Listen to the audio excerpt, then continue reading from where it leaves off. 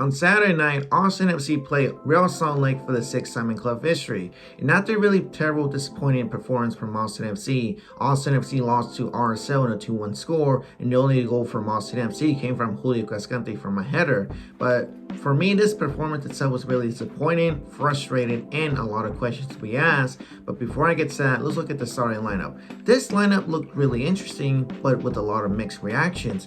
We didn't use the back five, we used the back four instead. We had two fullback players of Nick Lima and John Gallagher, two center back duos of Alex Ring and Julio Cascante. The question was Alexander Radovanovic, could he start? But no, it was officially made that he actually dislocated his shoulder and is right now in surgery, and we don't know how long it's going to take.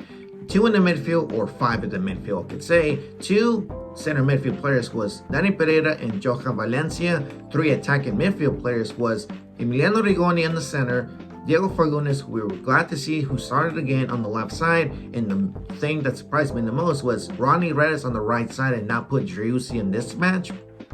And the number 9 striker, who we thought Zardes, no, Urruti got to start. The whole debate of Zardes and Urruti should just stop right now, because look at the numbers. Zardes provided 3 goals in 4 games. Urruti has provided 1 goal in every 2 months. Which one is better? One who came in, who scored his first goal and a clutch winning goal against Seattle, scored his 100th goal against Houston, or the one who likes to pressure up and doesn't do anything much and scores a goal every 2 months? I think I like the guy who scored 100 goals with officially in the MLS. But to me, this lineup was interesting, but with many questions. First half, or the full 90 minutes, Austin FC was bad. RSL with their B team looked better than us, because the whole moral of this, we make bad teams look better than Austin FC. The first half starts, RSL was going dominant. Dominance for them because of their B team. They were putting fresh young players with mix of veteran players from RSL. For Austin FC, rotation. Why do we have to put like a rotation? I mean, I could say it was rotation on my point of view, but we don't have any competitions anymore. We didn't look too tired. We had like 2 to 3 days to rest, but RSL was competing here with their rotational squad because they're in US Open Cup. What happens? RSL scores the first goal for them. Alex Ring got sandwiched by 2 RSL players. One of them was Raul Rubio, who makes it in, hits it in. Brad Stuber, son Stuber, was flat-footed. 1-0, RSL was winning the match. Then right there, more dominance for RSL. It was completely stopped for at least 5 to 10 minutes because Austin FC had 2 shots to make a goal. One of them was Diego Fagundes' free kick, Fagundes' free kick, I could say, was at the right angle. He shot it right, but the goalkeeper from RSL blocked it at the right time. Reaction time was good. Emiliano Rigoni's goal was saved again and stopped by the RSL goalkeeper, because we haven't seen Ronnie Redis and Emiliano Rigoni's duel in a long time, and it almost happened again. Redis saw his shot, he gave the assist or crossed the ball to Rigoni. Rigoni was trying to do like some type of karate kick goal, but it was completely stopped by the RSL goalkeeper. Then towards the end, RSL was trying to make that second goal, and Brad Stuber, son Stuber, was there to stop it no matter what. And throughout the first half in this game, Austin FC was terrible, was playing bad. I want to be truth, and that's me being honest here. The honesty is that we make bad teams look better than us, and it shows to you on the field, and there's nothing to fix about that. Second half starts and Driussi comes on the field. Driussi made the team much more better. They made it look like they were dead in the water, but they were back to life once Driussi came on the field. We got 2 opportunities when Driussi was back on the pitch for the second half. Fagundes' corner kick to Alex Ring, a set piece, we're not good with that. The set piece was made by Fagundes by a corner kick. Alex Ring, I believe he heads it in, but hits the side of the net. Then 10 minutes later, we see Driussi going for a goal, but it was before that. Nick Lima, who does a throw-in pass to Julio Cascante. Julio Cascante tries to do a header, sees Driussi, gets the ball, but Driussi almost chips it in, but it fails miserably. That has to stop now. The whole throw-in pass from Nick Lima, because the whole entire team from our opponents, they already figured that out. They see Nick Lima, they see Julio Cascante, we gotta put those 2 on lockdown.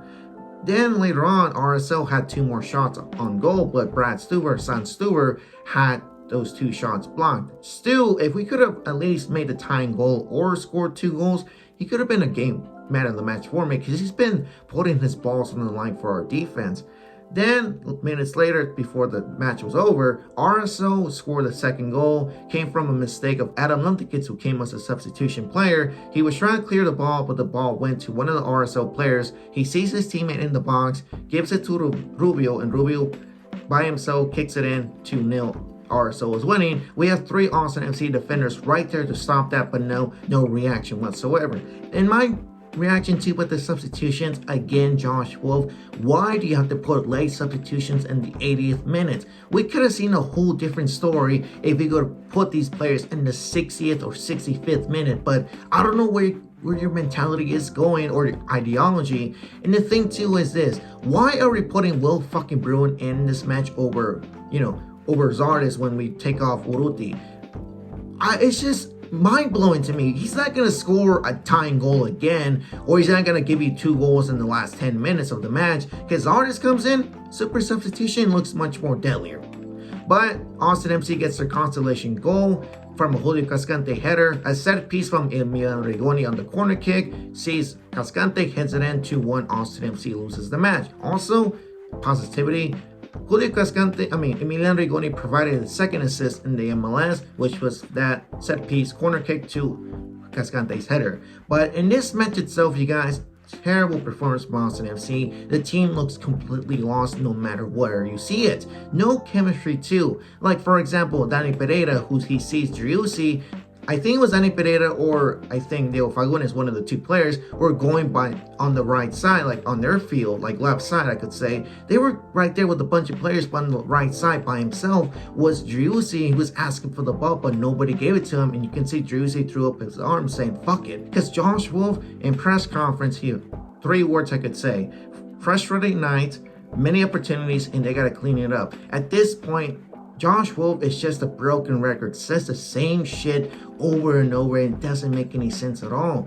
We've seen these poor performances, and he just doesn't want to take the blame for it. I want to see Wolf out, but it's just impossible. We don't have a sporting director, because remember, Josh Wolf is the sporting director, and we're not going to be getting some world-class coaches. It's probably going to be like MLS experienced coaches, or probably high school soccer coaches. But it is what it is. Austin FC is still in 8th place. Something people don't want to notice or see is that we're in playoff spots right there in 8th place, but they just want to focus on negativity. But I don't know what to say else. Other than that, you guys, Austin FC loses. Really disappointed. But other than that, my name is Vanilla Mexon17. Hope you understood this video, and I'll catch you guys on the next one.